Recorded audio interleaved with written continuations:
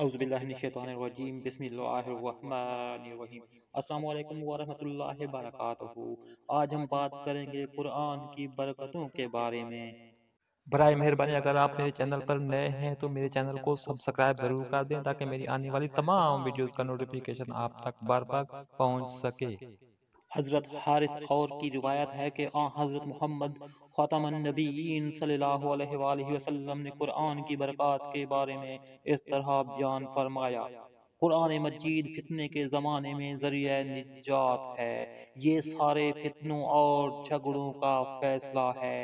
اس میں تم سے پہلے گزرے ہوئے لوگوں کے حالات ہیں اور بعد میں ہونے والی باتوں کی خبر ہے۔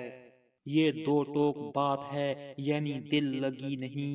خدا کی مضبوط رسی یہی ہے، حکمتوں سے لبریز یاد دہانی ہے۔ اس کے ہوتے ہوئے خواہشیں گمراہ نہیں کرتی۔ علماء کا دل اس سے کبھی نہیں بھرتا۔ اسے کتنا ہی پڑھو سیری نہیں ہوتی۔ اس کی عجیب باتیں کبھی ختم نہیں ہوں گی۔ جس نے اس پر عمل کیا اجر پائے گا۔ جس نے اس کی راہ کی طرف دعوت دی، سیدھی راہ کی طرف دعوت دی۔